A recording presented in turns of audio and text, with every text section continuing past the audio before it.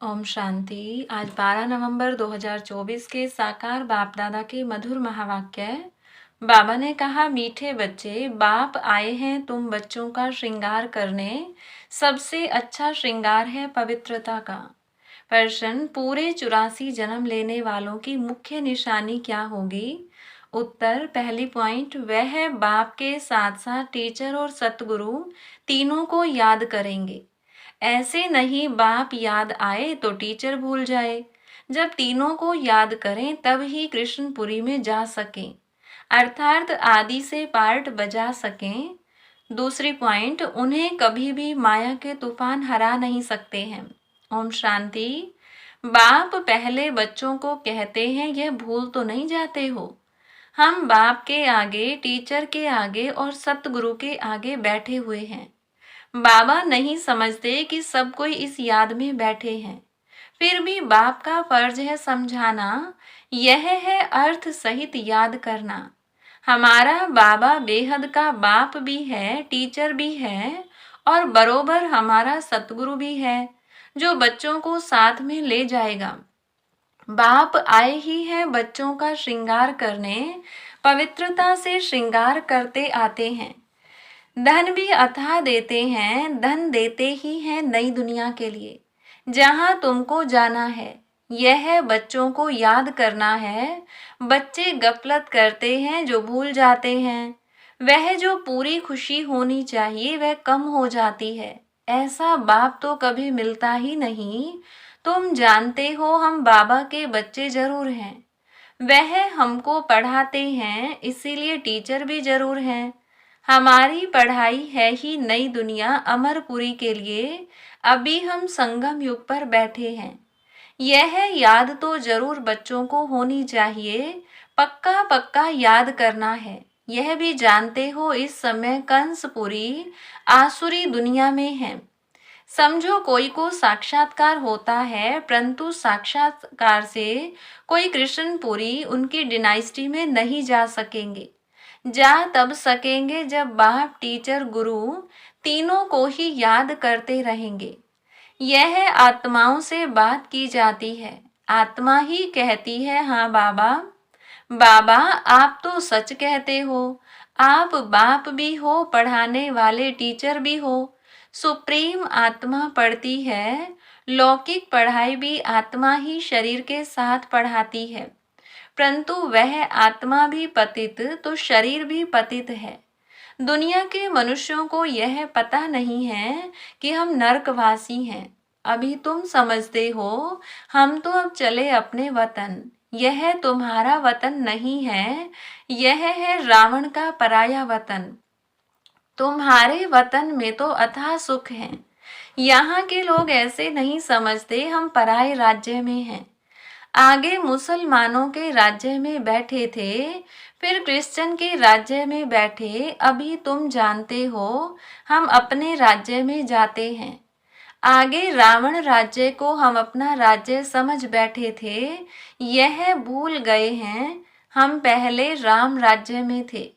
फिर 84 जन्मों के चक्र में आने से रावण राज्य में दुख में आकर पड़े हैं। पराये राज्य में तो दुख ही होता है।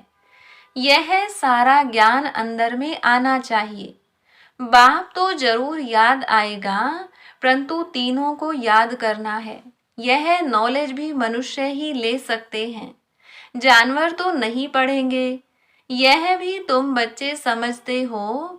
वहाँ कोई बैरिस्ट्री आदि की पढ़ाई होती नहीं। बाप यहाँ ही तुमको मालामाल कर रहे हैं, तो सब तो राजाएं नहीं बनते हैं। व्यापार भी चलता होगा, परंतु वहाँ तुमको अथाह धन रहता है। घाटा आदि होने का कायदा ही नहीं। लूट मार आदि वहाँ होती नहीं। नाम ही है स्वर्ग। अभी तुम बच्चों को स्मृति आई है, हम स्वर्ग में थे, फिर पुनर्जन्म लेते लेते नीचे उतरते हैं। बाप कहानी भी उन्हों को ही बताते हैं। 84 जन्म नहीं लिए होंगे तो माया हरा देगी। यह भी बाप समझाते रहते हैं, माया का कितना बड़ा तूफान है। बहुतों को माया हराने की कोशिश करती है। आगे चल तुम बहुत देखेंगे सुनेंगे। बाप के पास सबके चित्र होते तो तुमको वंडर दिखाते। यह फलाना इतना दिन आया, बाप का बना, फिर माया खा गई, मर गया, माया के साथ जा मिला। यहाँ इस समय कोई शरीर छोड़ते हैं तो इस दुनिया में आकर जन्म लेते हैं। तुम शरीर छोड़ेंगे तो बाबा के साथ बेहद घर में जाएंगे। वहां बाबा मम्मा बच्चे सब है ना। परिवार ऐसा ही होता है। मूल वतन में बाप और भाई भाई हैं और कोई संबंध नहीं। यहाँ बाप और भाई बहन हैं, फिर वृद्धि को पाते हैं। चाचा मामा आदि बहुत संबंध हो जाते हैं। इस संगम पर तुम प्रजापिता ब्रह्मा के बनते हो तो भाई बहन हो। शिव बाबा को याद करते हो तो भाई भाई हो। यह सब बातें अच्छी रीति याद करनी है। बहुत बच्चे भूल जाते हैं। बाप तो समझाते रहते हैं। बाप का फर्ज है बच्चों को सिर पर उठाना, तब तो नमस्ते नमस्ते करते रहते हैं, अर्थ भी समझाते हैं। भक्ति करने वाले साधु संत आदि कोई तुमको जीवन मुक्ति का रास्ता नहीं बताते। वह मुक्ति के लिए ही पुरुषार्थ करते रहते हैं। वह है ही निवृत्ति मार्ग वाले, वह राजयोग कैसे सिखलाएंगे। राजयोग है ही प्रवृत्ति मार्ग का। प्रजापिता ब्रह्मा को 4 भुजाएं देते हैं तो प्रवृत्ति मार्ग हुआ ना।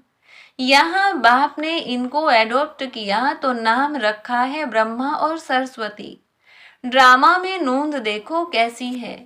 वानप्रस्थ अवस्था में ही मनुष्य गुरु करते हैं 60 वर्ष के बाद।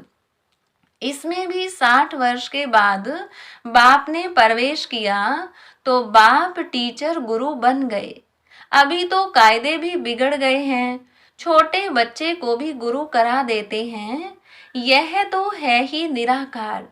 तुम्हारी आत्मा का यह बाप भी बनते, टीचर सतगुरु भी बनते हैं। निराकारी दुनिया को कहा जाता है आत्माओं की दुनिया। ऐसे तो नहीं कहेंगे, दुनिया ही नहीं है। शांति धाम कहा जाता है, वहां आत्माएं रहती हैं। अगर कहीं परमात्मा का नाम रूप देश काल नहीं तो बच्चे फिर कहाँ से आएंगे। तुम बच्चे अब समझते हो यह वर्ल्ड की हिस्ट्री ज्योग्राफी कैसे रिपीट होती है। हिस्ट्री चैतन्य की होती है, ज्योग्राफी तो जड़ वस्तु की है। तुम्हारी आत्मा जानती है हम कहाँ तक राज्य करते हैं। हिस्ट्री गाई जाती है जिसको कहानी कहा जाता है। ज्योग्राफी देश की होती है। चैतन्य ने राज्य किया, जड़ तो राज्य नहीं करेंगे। कितने समय से फलाने का राज्य था। क्रिश्चियन ने भारत पर कब से कब तक राज्य किया, तो इस वर्ल्ड की हिस्ट्री ज्योग्राफी को कोई जानते ही नहीं। कहते हैं सतयुग को तो लाखों वर्ष हुआ, उसमें कौन राज्य करके गए, कितना समय राज्य किया, यह कोई नहीं जानता। इसको कहा जाता है हिस्ट्री। आत्मा चैतन्य, शरीर जड़ है। सारा खेल ही जड़ और चैतन्य का है। मनुष्य जीवन ही उत्तम गाया जाता है। आदमशुमारी भी मनुष्यों की गिनी जाती है। जानवरों की तो कोई गिनती कर भी न सके। सारा खेल तुम्हारे पर है। हिस्ट्री ज्योग्राफी भी तुम सुनते हो। बाप इसमें आकर तुमको सब बातें समझाते हैं। इसको कहा जाता है बेहद की हिस्ट्री ज्योग्राफी। यह नॉलेज न होने कारण तुम कितने बेसमझ बन पड़े हो। मनुष्य होकर दुनिया की हिस्ट्री ज्योग्राफी को न जाने तो वह मनुष्य ही क्या काम का। अभी बाप द्वारा तुम्हें वर्ल्ड की हिस्ट्री ज्योग्राफी सुन रहे हो। यह पढ़ाई कितनी अच्छी है। कौन पढ़ाते हैं? बाप। बाप ही ऊंचते ऊंच पद दिलाने वाला है। इन लक्ष्मी नारायण का और जो उन्हों के साथ स्वर्ग में रहते हैं, उन्हों का ऊंचते ऊंच पद है ना। वहां बैरिस्ट्री आदि तो करते नहीं। वहां तो सिर्फ सीखना है। हुनर न सीखें तो मकान आदि कैसे बने। एक दो को हुनर सिखलाते हैं। नहीं तो इतने मकान आदि कौन बनाएंगे, आपे तो नहीं बन जाएंगे। यह सब राज अभी तुम बच्चों की बुद्धि में भी नंबरवार पुरुषार्थ अनुसार रहते हैं।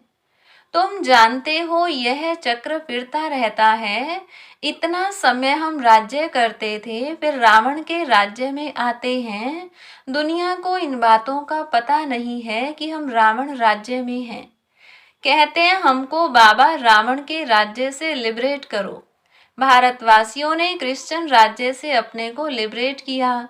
अब फिर कहते हैं गॉड फादर हमको लिबरेट करो। स्मृति आती है ना। कोई भी यह नहीं जानते कि ऐसे क्यों कहते हैं।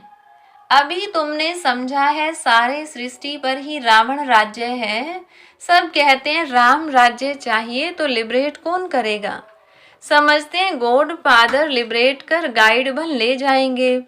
भारतवासियों को इतना अकल नहीं है। यह तो बिल्कुल तमो प्रधान है।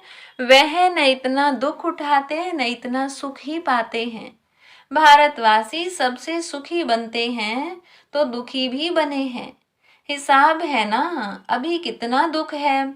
जो रिलीजियस माइंडेड हैं वह याद करते हैं, ओ गॉड फादर लिबरेटर, तुम्हारे भी दिल में है बाबा, आकर हमारे दुख हरो और सुख धाम ले चलो। वह कहते हैं शांति धाम ले चलो। तुम कहेंगे शांति धाम और सुख धाम ले चलो। अब बाप आया हुआ है तो बहुत खुशी होनी चाहिए। भक्ति मार्ग में कनरस कितना है, उनमें रियल बात कुछ भी नहीं है। एकदम आटे में नमक है। चंडिका देवी का भी मेला लगता है। अब चंडियों का फिर मेला क्यों लगता है। चंडी किसको कहा जाता है। बाबा ने बताया है चंडाल का जन्म भी यहाँ के ही लेते हैं। यहाँ रहकर खा पी कर कुछ देकर फिर कहते हैं हमने जो दिया वह हमको दो। हम नहीं मानते, संशय पड़ जाता है, तो वह क्या जाकर बनेंगे। ऐसी चंडिका का भी मेला लगता है। फिर भी सतयुगी तो बनते हैं ना। कुछ समय भी मददगार बने तो स्वर्ग में आ गए। वह भक्त लोग तो जानते नहीं, ज्ञान तो कोई के पास है नहीं। वह चित्रों वाली गीता है, कितना पैसा कमाते हैं। आजकल चित्रों पर तो सब आशिक होते हैं, उसको आर्ट समझते हैं। मनुष्यों को क्या पता देवताओं के चित्र कैसे होते हैं। तुम असल में कितने फर्स्ट क्लास थे, फिर क्या बन गए हो। वहां कोई अंधा काना आदि होता नहीं। देवताओं की नेचुरल शोभा होती है, वहां नेचुरल ब्यूटी होती है। तो बाप भी सब समझाकर फिर कहते हैं बच्चे बाप को याद करो। बाप बाप भी है, टीचर सतगुरु भी है। तीनों रूप में याद करो तो तीनों वर्षे मिलेंगे। पिछाड़ी वाले तीनों रूप में याद कर नहीं सकेंगे, फिर मुक्ति में चले जाएंगे। बाबा ने समझाया है सूक्ष्म वतन आदि में जो कुछ देखते हो यह तो सब हैं साक्षात्कार की बातें। बाकी हिस्ट्री ज्योग्राफी सारी यहाँ की है, इनकी आयु का किसको पता नहीं है। अभी तुम बच्चों को बाप ने समझाया है, तुम फिर कोई को भी समझा सकते हो। पहले पहले तो बाप का परिचय देना है। वह बेहद का बाप है, सुप्रीम। लौकिक बाप को परमात्मा व सुप्रीम आत्मा कभी नहीं कहा जाता। सुप्रीम तो एक ही है जिसको भगवान कहा जाता है। वह नॉलेजफुल है तो तुमको नॉलेज सिखलाते हैं। यह ईश्वरीय नॉलेज है, सोर्स ऑफ इनकम। नॉलेज भी उत्तम मध्यम कनिष्ठ होती है ना। बाप है उच्चते उच्च, तो पढ़ाई भी उच्चते उच्च है, मर्तबा भी उच्च है। हिस्ट्री ज्योग्राफी तो झट जान जाते हैं। बाकी याद की यात्रा में युद्ध चलती है। इसमें तुम हारते हो तो नॉलेज में भी तुम हारते हो। हार कर भागंती हो जाते हैं तो नॉलेज में भी भागंती हो जाते हैं। फिर जैसे थे वैसे बन जाते हैं, और ही उनसे भी बदतर। बाप के आगे चलन से देह अभिमान झट प्रसिद्ध हो जाता है। ब्राह्मणों की माला भी है, परंतु कईयों को पता नहीं है कि हम कैसे नंबरवार यहाँ बैठे। देह अभिमान है ना। निश्चय वाले को जरूर अपार खुशी होगी। किसको निश्चय है हम यह शरीर छोड़कर प्रिंस बनूंगा। सबने हाथ उठाया। बच्चों को इतनी खुशी रहती है। तुम सब में तो पूरे दैवी गुण होने चाहिए, जबकि निश्चय है। निश्चय बुद्धि माना विजयी माला में पिरोवंती, माना शहजादा बनंती। एक दिन जरूर आएगा जो फॉरेनर्स सबसे जास्ती आबू में आएंगे और सब तीर्थ यात्रा आदि छोड़ देंगे। वह चाहते हैं भारत का राजयोग सीखें। कौन है जिसने पैराडाइज स्थापन किया? पुरुषार्थ किया जाता है। कल्प पहले यह हुआ होगा तो जरूर म्यूजियम बन जाएगा। समझाना है ऐसी प्रदर्शनी हमेशा के लिए लगाने चाहते हैं। 4-5 वर्ष के लिए लीज पर भी मकान लेकर लगा सकते हैं। हम भारत की ही सेवा करते हैं सुख धाम बनाने के लिए। इसमें बहुतों का कल्याण होगा। अच्छा, मीठे मीठे सिकिलधे बच्चों प्रति माता पिता बाप दादा का याद प्यार और गुड मॉर्निंग। रूहानी बाप की रूहानी बच्चों को नमस्ते। रूहानी बच्चों की रूहानी बाप दादा को नमस्ते। धारणा के लिए मुख्य सार। पहली पॉइंट, अपार खुशी में रहने के लिए सदा स्मृति रहे कि स्वयं बाप हमारा श्रृंगार कर रहे हैं। वह हमें अथाह धन देते हैं। हम नई दुनिया अमरपुरी के लिए पढ़ रहे हैं। दूसरी पॉइंट, विजय माला में पिरोने के लिए निश्चय बुद्धि बन दैवी गुण धारण करने हैं। जो दिया उसे वापस लेने का संकल्प कभी न आए। संशय बुद्धि बन अपना पद नहीं गंवाना है। वरदान, क्रोधी आत्मा को रहम के शीतल जल द्वारा गुण दान देने वाले वरदानी आत्मा भव। आपके सामने कोई क्रोध अग्नि में जलता हुआ आए, आपको गाली दे, निंदा करे, तो ऐसी आत्मा को भी अपनी शुभ भावना शुभ कामना द्वारा, वृत्ति द्वारा, स्थिति द्वारा गुण दान या सहनशीलता की शक्ति का वरदान दो। क्रोधी आत्मा परवश है। ऐसी परवश आत्मा को रहम के शीतल जल द्वारा शांत कर दो। यह आप वरदानी आत्मा का कर्तव्य है। चैतन्य में जब आप में ऐसे संस्कार भरे हैं, तब तो जड़ चित्रों द्वारा भक्तों को वरदान मिलते हैं। स्लोगन, याद द्वारा सर्व शक्तियों का खजाना अनुभव करने वाले ही शक्ति संपन्न बनते हैं। अच्छा, ओम शांति।